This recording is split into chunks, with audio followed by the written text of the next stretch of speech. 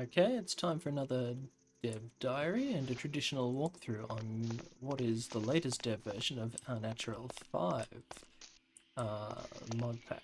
And I've decided to pre-generate this world this time, just because I can. We'll be starting up in the Arctic regions, trying to even see some of the sort of, what's the word for them? Haven't often seen them in these videos. The, sort of glaciers and things in the Arctic Ocean. But we'll be quickly moving out of this sort of relatively frigid landscape, not really suitable for human life, and heading south and see how far we go. Try to make it quick this evening. I'm doing this just because, you know, I'm going absolutely great guns through this mod pack, doing changes, trying to get changes for version 5 out as soon as possible. And it seems like a good chance to just sort of drop and A, show proof that I'm actually working on this stuff and it's all actually happening and coming along. But second of all, just because there's so much to talk about this time. Two topics which unfortunately we have to discuss is the application of AI to development and what it means for Minecraft mod packs, or at least in the context with myself. And second of all, just a demonstration of all that we've achieved coming up for Au Naturel 5, especially for the Photon Shaders Oculus Embedium edit. Given that I have permission from the Photon author to release the edit with my mod pack, but we're not going to put up a separate version on CurseForge. There's two very good reasons for that. Even if I wanted to, A, it would be rude. B, because it involves also Au Naturel's edited Oculus and associations with Serene Seasons and other things, it wouldn't actually run unless you had all of the things that are in the Au Naturel mod pack.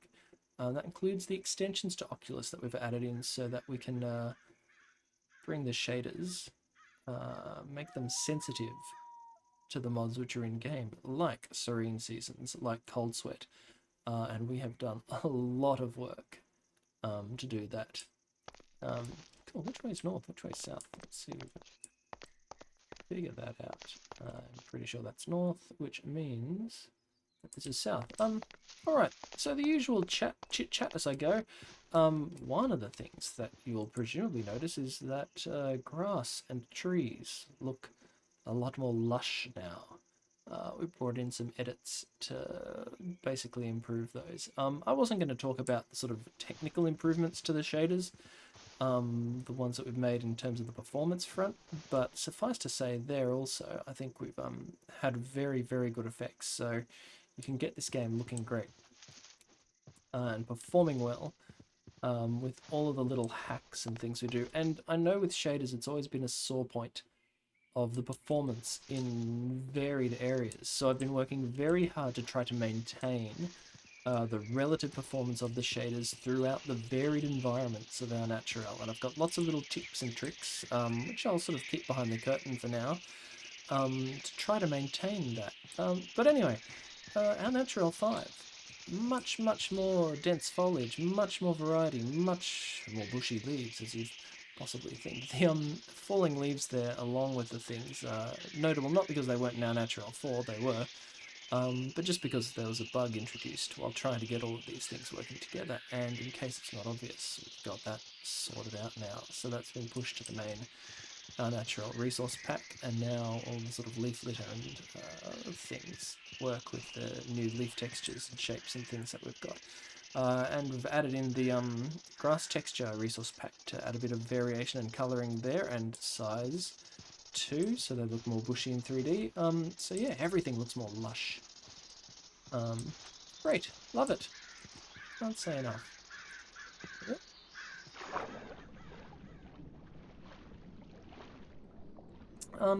What else to talk about? Well, yeah, at the end of Au Naturel 4, where were we?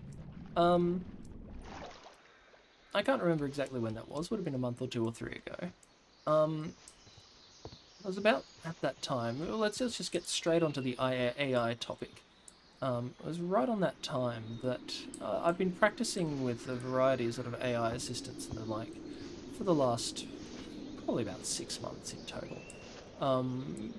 started on Au Naturel, doing everything myself. But when you're putting together a mod pack for Minecraft, it's a little bit like writing a program in the sense that a beginner can write Hello World, and you're technically writing a program, but what it means to write a program and how far you want to take it is going to depend very much on your skill set, the resources available to you, and how much time you're willing to invest. So I originally, I've had these visions for Au Naturel in my head for a very long time. Um, I've always had this idea of where we could possibly take it. Whee! Um, but until recently, none of that was very viable, or at least it would have taken 2-3 years. Honestly, I probably wouldn't have taken that. I'm getting a little tired of this project, not in the sense of being bored with it, but just needing to devote more time to other things in my life, my other projects as well. So it was coming up to sort of, I was going to wrap this up, or at least sort of wrap it up and sort of into sort of incremental updates and things over by Christmas, hopefully. That was my goal anyway. But about 3 months ago, let's say, uh, things evolved in the AI space, as well as my own skills with using them, to the point where there have been monumental increases, in my opinion. I'm trying to get up this mountain. Monumental increases in what can be achieved coding with AI. And I feel like in the last 3 months or so, with the sort of latest release of the Claude Opus models and the like, and some of the developments that they've made in their agentic, if you want to use the sort of buzzword, coding, really opened up the possibilities of what I could potentially achieve.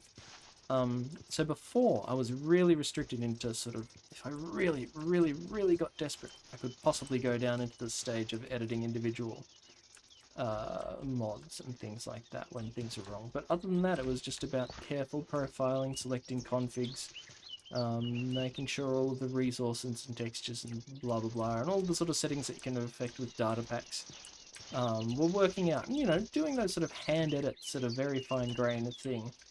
Still almost a year of work, but really, no hope of going further. Then Claude Opus 4.5 came out. Oh, I'm stuck. Come on, we can get up there. There we go. Claude Opus 4.5 came out, and I began experimenting with, Sonnet 4.5 before that, and Claude Opus 4.5 after. Oof.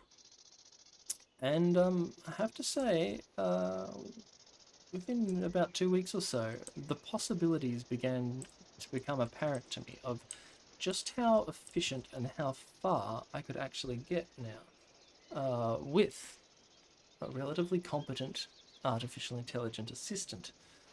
For those sort of worried about AI slop and all of that, don't worry, all of my edits and things are manually approved, manually reviewed at this stage. I still find that that's the best way to actually work with the thing. But the possibilities became open. I was no longer limited to just the mods as they were presented to me.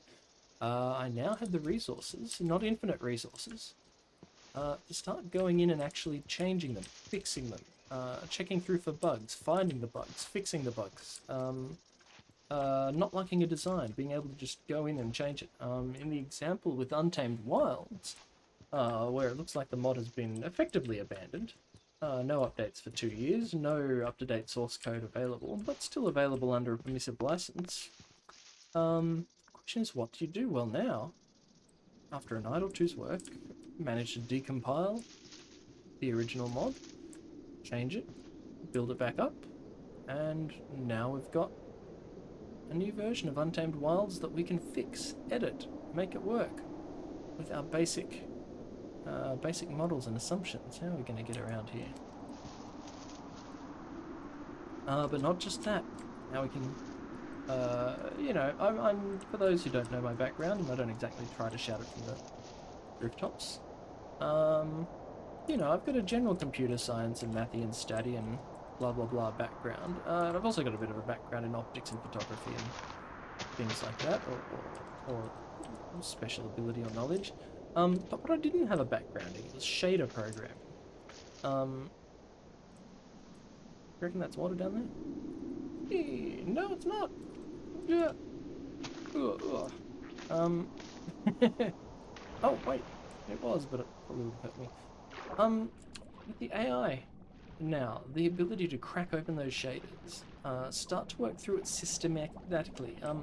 Because I sort of have this sort of optics and programming background and computer science background, I know how to do things in theory, but I don't know the basics of just how to do them in practice. Well, now it doesn't matter that I don't know how to do a Gradle project. I know Git, I know computer science, I know several other languages. There's nothing really in there that sort of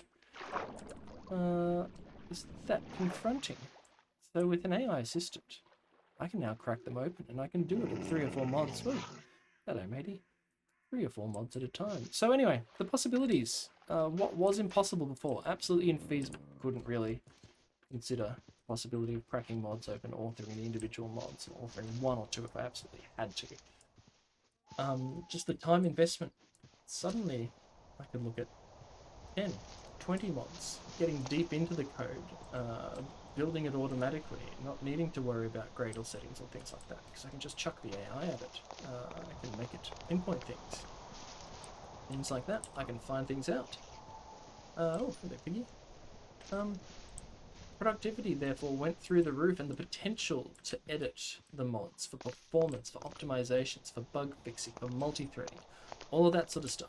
That's suddenly just become possible in a way that hasn't been possible in the history of mankind for, well, all of human history until, yeah, the last couple of months or so. So it's been an eye-opening journey, and I've tried to put all of that to use, and you may see if you look at my profile on CurseForge, I'm in the process of uploading all sorts of customizations and edits with the key foundational mods that make up Au Naturel, ready for a 5.0 release, putting all sorts of changes. Most of those changes are very, very boring and very, very technical. Enabling multi-threading, fixing bugs, doing some performance fixes, trying to stop random sort of frame rate spikes and TPS lag. And we've got 2 more sort of really deep intellectual exercises to continue with before the release of this.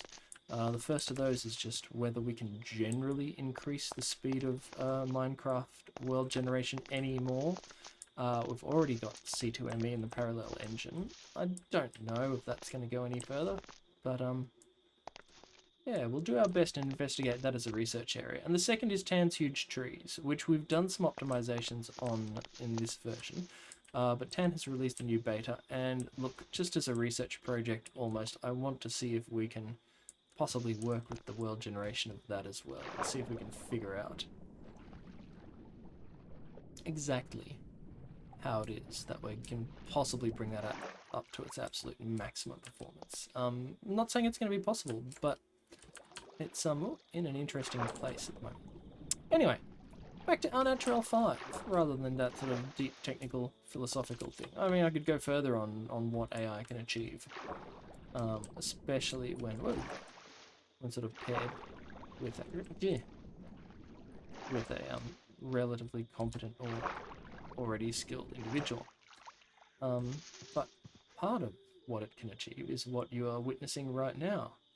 The dev version of Au Naturel 5, running in the flesh, running with very good performance, if I do say so myself. Feeling like almost a natural world, sort of like that vision of what we wanted to achieve with this mod pack. Suddenly, yeah, finally sort of coming to light. Yeah. Alright, so that's all nice. There. You probably want to sort of actually have me, if you're listening to this thing, talk about some of the technical changes. So let's focus on the things that everyone likes. We'll come back and talk about the spiders too, because they're problematic. We have to do a lot of testing to get them working, but they're one of the things that we've been trying to fix due to the old NIF spiders mod, causing such sort of lag and features there. But let's focus on the shaders. Everyone loves shaders. Everyone loves graphics. It's what you can see. It's what you're watching this for at the moment. And in case it's not obvious, I've swapped from complementary shaders over to Photon. Photon, in my opinion, has the best weather and sky, especially of any of the Minecraft shaders that I've experienced. But it wasn't fully production ready, at least not for Au Naturel 5, as far as I'm concerned. So I wanted to make some changes, and changes we have made. What have we made? Let's start with the technical integration. We've gone down level below, edited out Oculus. There's a couple of things that we've done with our Oculus edits. Primarily, merged in the effects or exposed the variables from serene seasons, from cold sweat, including world temperature and player temperature, and the seasonal calendar. Well, what's the point of that, you might say? Well, now the shaders can have effects conditional upon player temperature, world temperature, the seasons, and not only that, we can pull off two more little miracles as well. Not only the seasons, because Au Naturel uses the natural temperature mod, every world, every procedurally generated world, in case it's not obvious, all of this world is procedurally generated. I have not handcrafted any of it, although I've handcrafted a lot of procedural generation. This in every world is procedurally generated. Where was I? Oh yeah, natural temperature mod splits the world into climate bands, and because there's climate bands in every Au Naturel world, because they are of a fixed dimension and because they're of a fixed sort of latitude from origin, we can now adjust shaders based on your position in the world, based on where you are in the climactic regions. Combine that with seasons, combine that with temperature, and we can do some pretty funky shader things, to say the least. Let's just quickly, where am I here? Boop. Ah, yeah. All right, let's go through some of the things we've achieved. Well, some of the things we've achieved, you're looking at right now. That is to say, latitude-based shader effects, cloud, weather, storms, fog, all that sort of stuff. Biomes, as well as latitude-based things. So the kind of biome that we're in, the kind of temperature. Ooh, sounds like we're going to get a nice sort of sunrise here. Although, that being said, we're pretty far north still in the temperate biomes, I think. And I believe the calendar that we're walking through here is spring at the moment. So one of the choices I've made with Au Naturel, and it's an interesting choice, if I might say so, is if you've played games like Horizon Zero Dawn, those sorts of commercial games, big AAA, whatever you want to call them, they sort of have a design philosophy of trying to make every single shot look spectacular, every single screenshot, every single angle looking like the computer game equivalent of an Instagram. The thing about Au Naturel 5 is we're looking for really varied things. So we want morning fogs, we want overcast days. Not every day is going to have beautiful, beautiful clouds. Not every day is going to have beautiful weather. In fact, the weather is going to be frustrating, or at least potentially frustrating, depending on your climactic bands, and the weather will, will adjust depending on where you are, and what the season is, and what your climate band is, and what's going on. All of those are built into the new shaders. It's, yeah, a lot of fun, in its own ways, because now we have close to real weather simulation. You know, I don't want to talk it up too much. It's primarily shader-based effects, but, yeah. But it's been very pleasing for me to get it all working. let's go diving. So it depends on your latitude, your biome, the season, the weather. There are temperature-based things. So latitude-dependent auroras in the Arctic regions with realistic colours now. Ooh, special. Oh. Realistic seasonal auroras, so they're more likely in stronger displays during the winter months, and they'll be stronger further away from the equator that you go as well. Yeah, seasonal aurora intensity.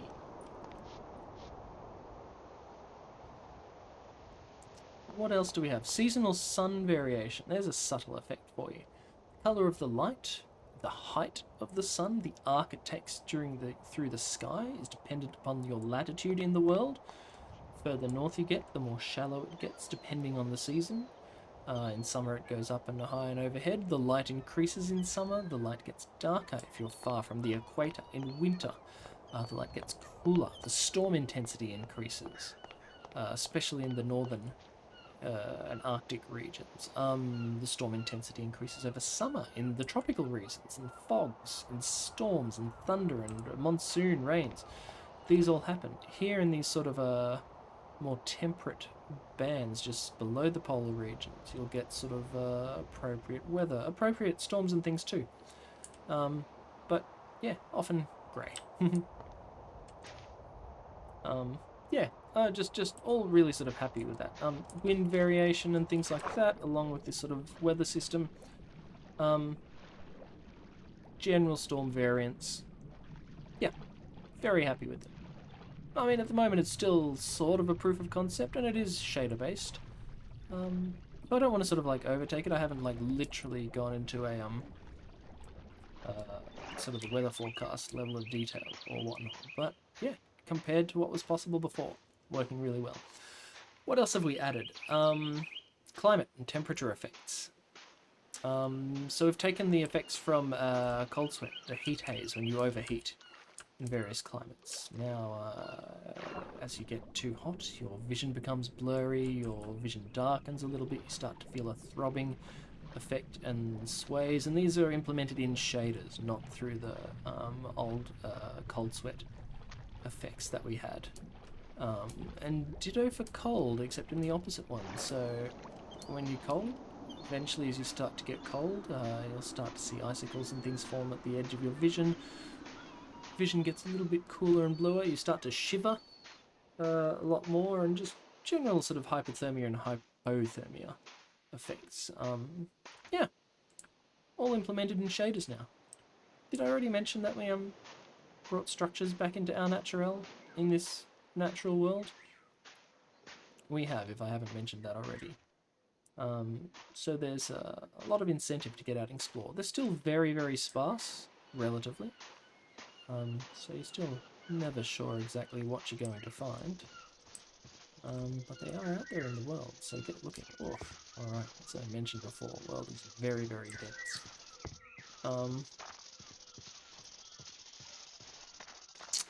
I almost sort of want to save the nighttime discussion until the desert biomes, because I found this when developing too. I got absolutely frustrated when I couldn't see or show all of the great nighttime work because the clouds are out at night. But we've had a complete... I mean, it's a subtle overhaul, but it's a complete overhaul of Photon's nighttime shader work and things like that. So I think I'll wait until we reach, if we reach, in this desert environment, start to show you, or at least the savannah one. Wait until we sort of like get a nighttime with some nice non-grey temperate skies so that we can see the stars and the moon and the various sort of effects that we've added there. Oh, very, very thick.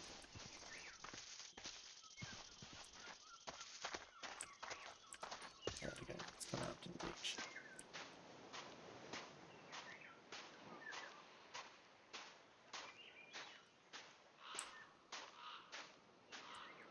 So I do love Tan's huge trees. Got to work out how to generate them real time. Oh.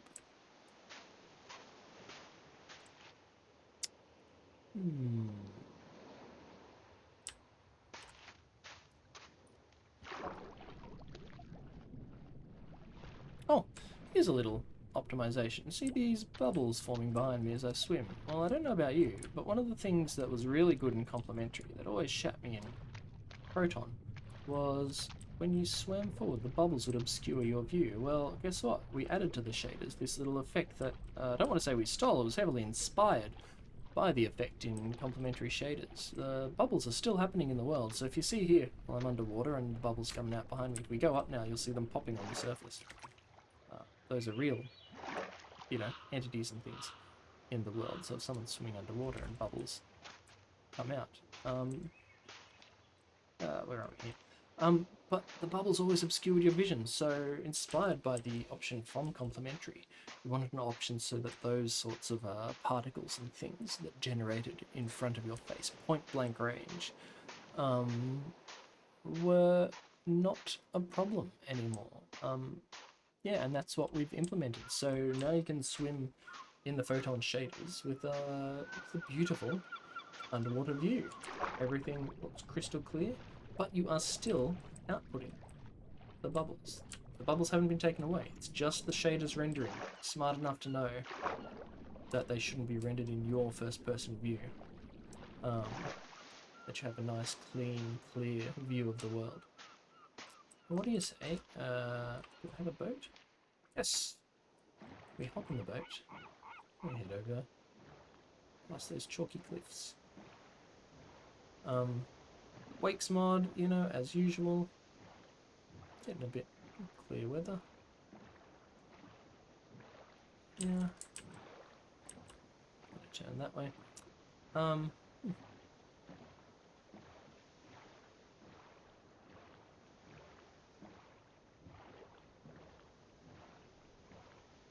Now, in case it needs to be said, I assume if you've gotten this far and you've been watching these videos, you don't need to know this. You probably already know this, but none of this scenery is fake. This is all real. This is all Minecraft.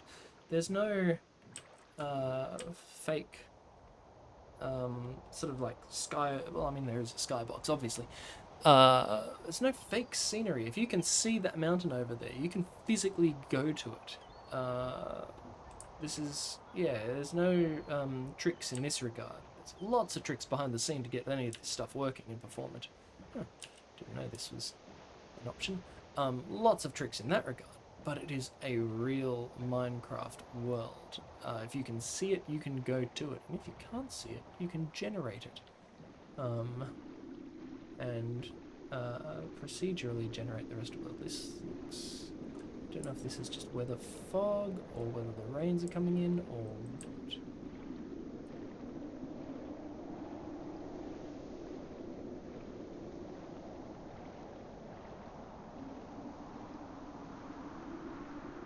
Let's head for those sort of palm trees in the distance there.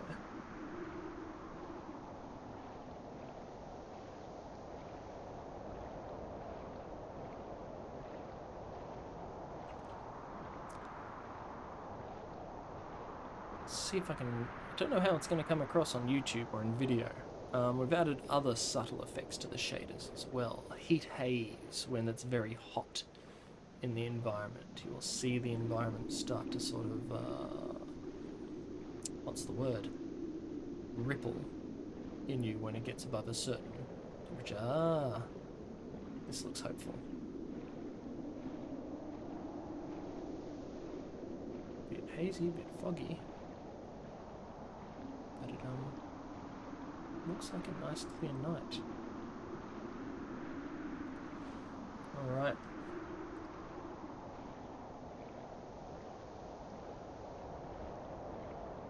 Alright, this sounds like it's I think this is destiny. It'll probably start raining soon. But in case it is not obvious, observe the beauty of the new moon texture. As you possibly observed while it was coming up, moon discolors closer to the horizon, warps a little bit as well. It's very impressive. Oh, hello, flying fish. Very impressive how it does that, and then as it sort of rises and gets into the sky, it takes on a more natural. Alright, all of the sort of night changes that we've made. Hey, look, there's a boat. Where to start? Where to start? Well, moon texture, obviously. That is the texture of Earth's moon.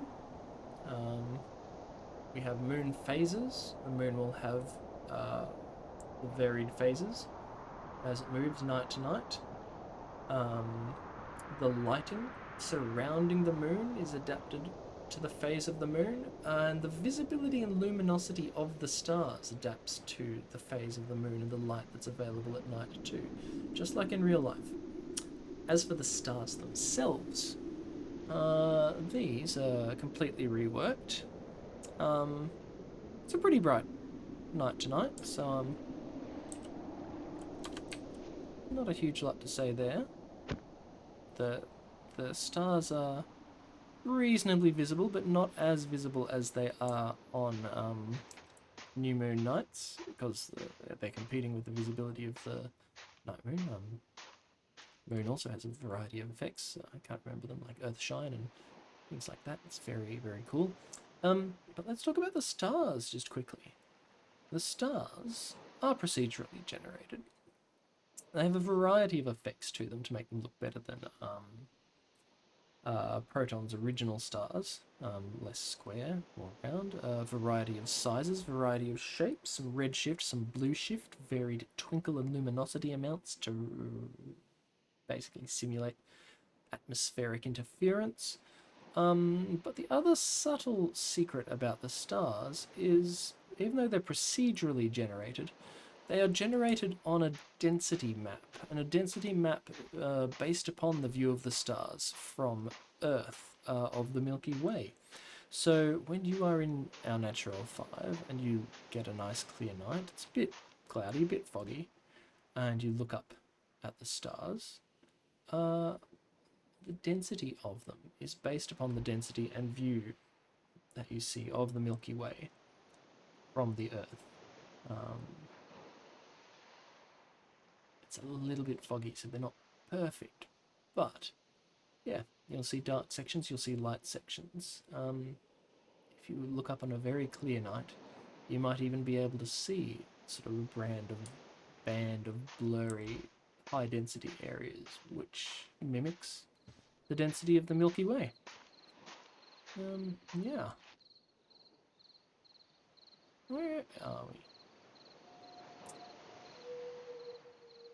What else? The moon has latitude-based paths through the Milky Way as well. Nice to know. I wonder if that's fog or whether that's a bug. Oh well, I'll figure it out. I think we fixed it for the sun. I'm not sure if we've... It's hard to say. Now, the other rare thing, also added some procedurally generated comets and shooting stars. They're rather rare. So the easiest way to see them is to go out and sky gaze, but they can be anywhere and they can take on a variety of forms.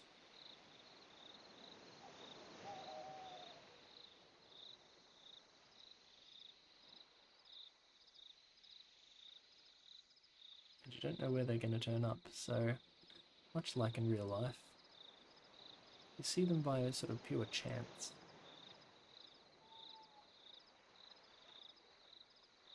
I can't even catch a glimpse of one of them. Rude. Oh, there's one. Hey. Okay. Oh yeah, it's not. They're varied in size, shape, speed, trails, etc., etc. So you know, they happen organically as well. So yeah, you know, what can you say? Oh, all right. It's like we're hitting the desert regions now. What else is there? Let me check my notes. Climate temperature effects, seasonal lightning and ambient light, latitude modulated seasons. Oh yes, we added in native color wheel flywheel support. I haven't actually. I mean, I tested it with some create blocks. I've got no idea works with all of them, but yeah, merged in the compatibility things from Color Wheel Patcher and the like to make the new modded shaders color wheel compatible by default. That's nice. We've added some nice beacon beam effects, which doesn't really have any effect for us because, well, not unless you actually get to the end of the mod pack and craft the beacon of civilization, as it were. I'm assuming that people aren't going to do that. The main reason for doing that is because we have some patches that we need to send off to the via Romana team. Because their mod didn't render properly in Au Naturel and photon shaders by default.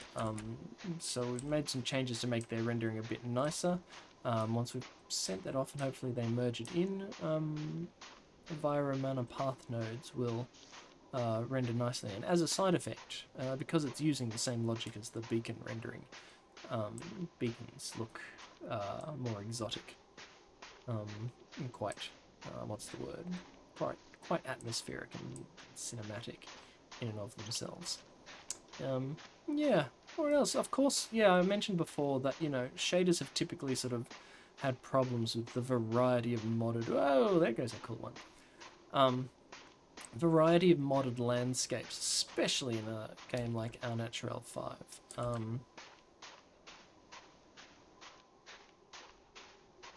Tempted to sort of fly ahead to the jungle biomes, but it probably won't work and it'll probably form shit. Yeah, especially in mods like Au Naturel 5 with big, natural, dense environments on the level of sort of world simulations. Lots of leafy environments, shadowy environments, lots of ice with subsurface scattering. Those sorts of things shaders have traditionally struggled with. So we've got a whole bunch of hacks under the surface of these things to optimize and try to keep the frame rates nice and stable even while playing on these sorts of quite extreme quality settings. Yeah. So we've got a little bit of faster underwater rendering, yeah, simplified some subsurface scattering. We've made some minor shadow optimizations. And other sort of just little things like that. Yeah, similar effects with respect to making some improvements and subtle bug fixes on Oculus, Embedium, and the general shader pipeline, including distant horizons. Now, under the assumptions of how we want not distant horizons, Au Naturel 5 to be played. Yeah. So all sorts of modifications to those. Each one of them, incidentally, you know, not a huge improvement, but when you start piling optimization on optimization, improvement on improvement, you get to the stage where suddenly you can put these things on sort of like pseudo ultra settings like this. And have it running at a stable 60 FPS through pretty much every terrain and every biome. It's quite nice, I might say so. And it allows us to sort of get this, get the sort of visual effects that we wanted in actual gameplay, not just putting up things for YouTube videos or screenshots or things where you don't have to worry about frame rate or lag or things like that.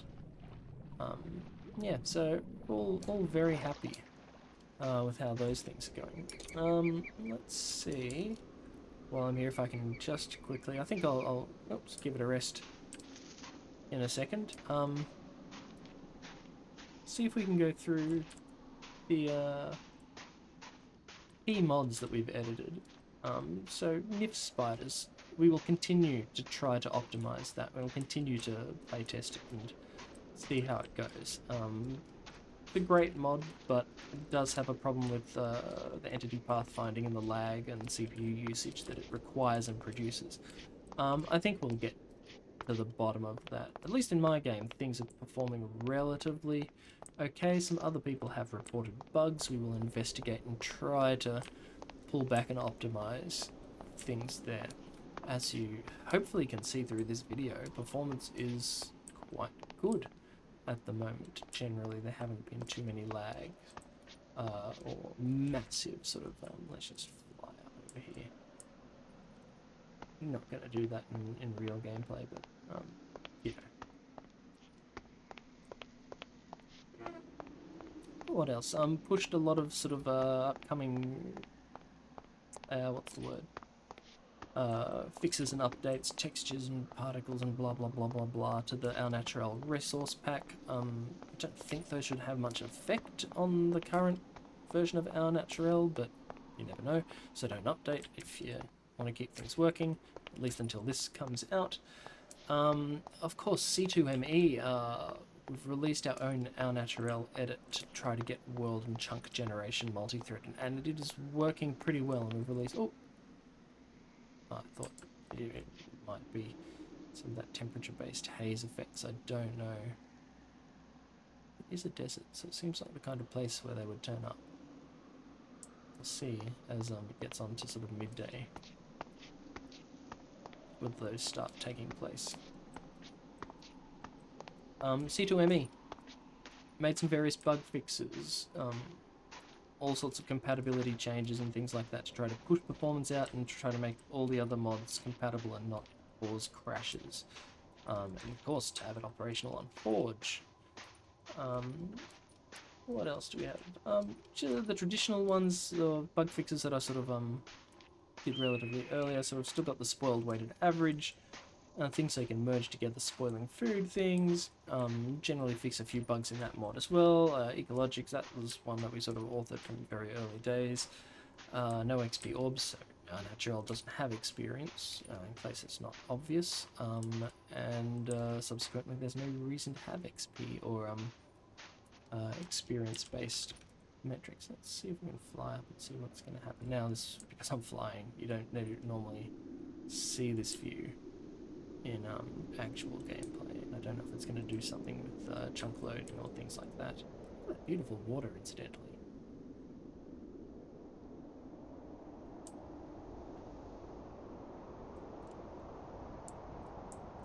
Ah, yes.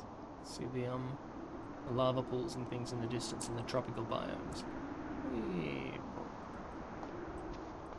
Oh, can you see? I don't know if you can see that online. The way that the sort of world is shimmering in the heat. Be curious to see what it comes out like on the video. Now, technically, if that's happening, there'll also be a shimmering effect. If you're looking, oops, up at the sun. It's a beautiful cloudless day here in the desert, as I mentioned. Biome and seasonal aware weather generally, so not many things that you can actually. Let's see if we can get you near some leaves and see the shimmering effect of the sun. Just so subtle, I don't know. Yeah, I don't know if it's going to come through on the video or not. But again, those lovely sort of dynamic realism immersion effects that we can put in now to make you feel like you're actually in a desert. What else? No XP ores, stamina for tweakers, fix a couple of bugs there. I don't know if they've fixed those or merged those in since working to fix those. Tectonic, we originally tried to replace Tectonic's and Minecraft's noise generation algorithm. That didn't end up working out, but we still managed to increase the speed of chunk generation, so chunk generation happens now a lot faster. But we didn't, the total scope of our changes didn't work out. There was just too many incompatibilities, had some horrific bugs with respect to world generation in there. I haven't given up on that. As I mentioned, world generation is sort of like one of the two areas that I think I would continue to like to focus on over the coming weeks. Try to see whether we can, just scratch out that last bit of performance to make all of this worthwhile. But even today, I gotta say things are looking pretty good.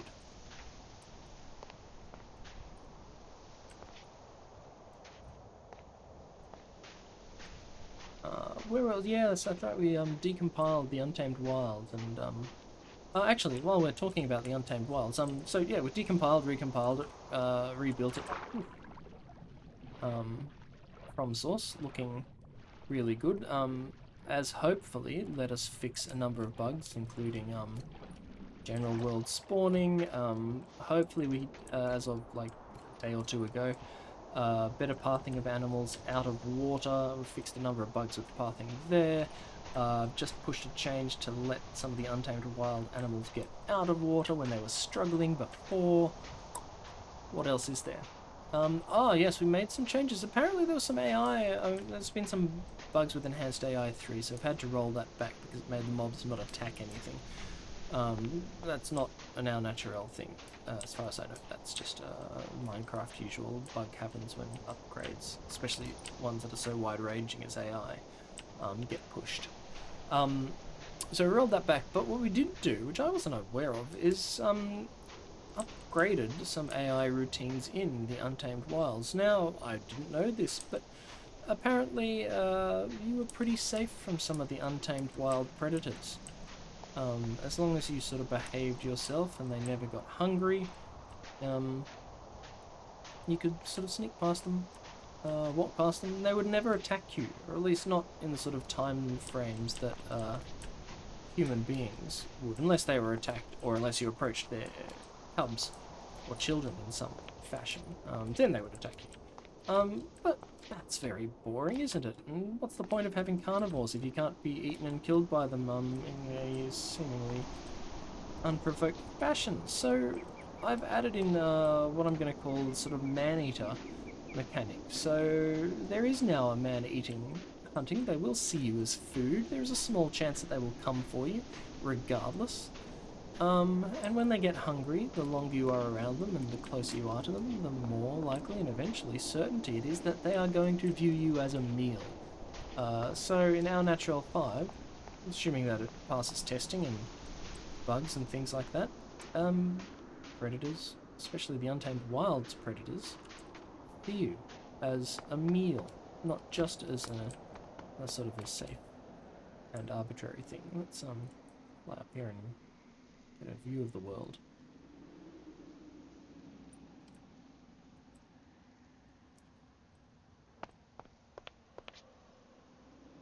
Alright, well, I think we are coming out of the desert bands of the world now and moving. I don't know if it was by chance or what. It looks like that river sort of demarcates the tropical and desert zones pretty well.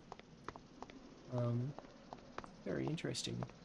Let's just you know, all gonna go into the what are we gonna call it?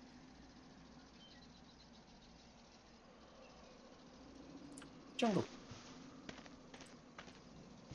See how our frame rate holds up. Just as an example of the shader edits and things that we've made. Might have to change the time today, because, I mean, you know, we can go in there at night. I've got no idea what it's going to be like in the jungle at night.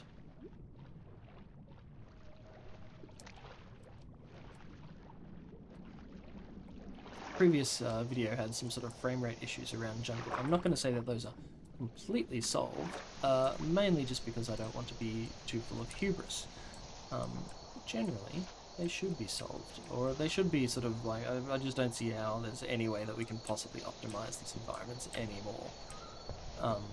If you want to run with shaders in these sort of dense, leafy, canopy sort of places, you know, to be getting frame rates at all in here is an achievement. And I gotta say, things are looking pretty good.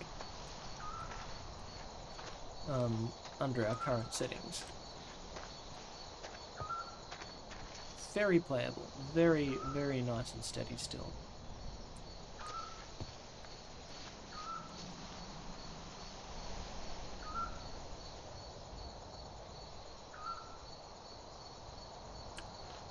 Alright, let's see if we can fly up. Maybe we'll take a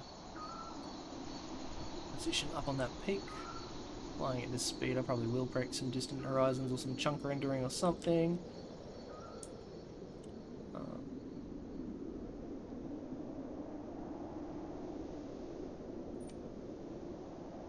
Finish up here like Master Oogway under the peach tree with Heavenly Mist upon.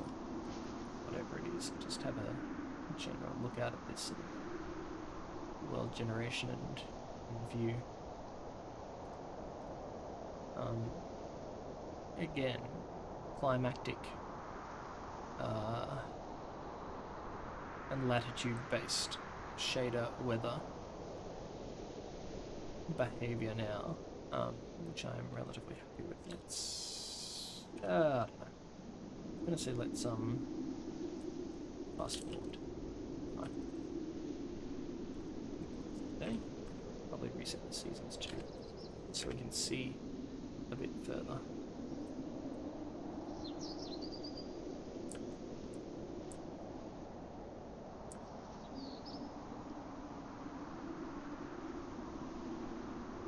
Oh, alright.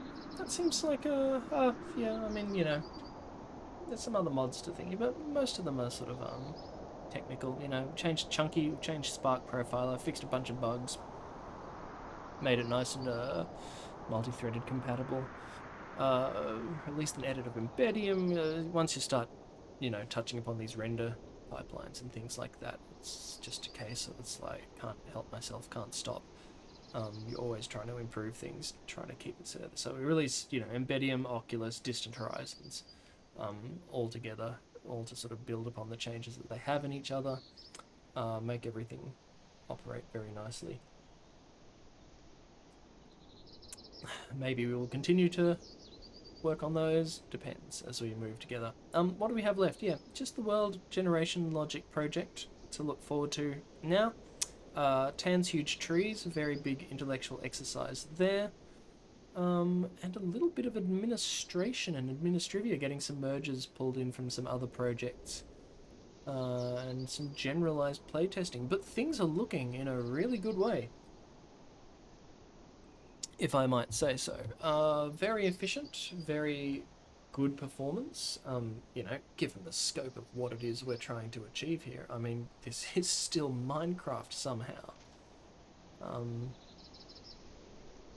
Who would have thought 15 years ago that something like this would have been possible? Yeah. So things are looking pretty good. Given that the scope of those two other sort of mini projects are indeterminate at best, I don't want to promise that I will get this out before Christmas.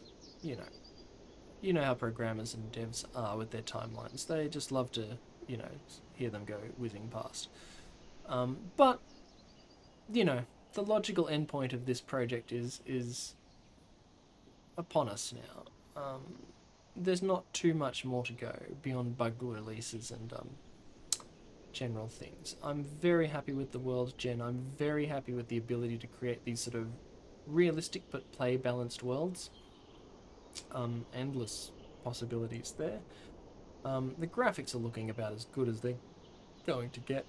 The integration is about as good as it get. I'm running out of time. There's not going to be much more to it, so hopefully we will look for an imminent release in the next, let's say, 2 to 6 weeks. Nice open window over the Christmas break, and that's the status at the moment of Au Naturel 5, hoping to release soon. Alright, and with that, I'm going to try and leave you and log off.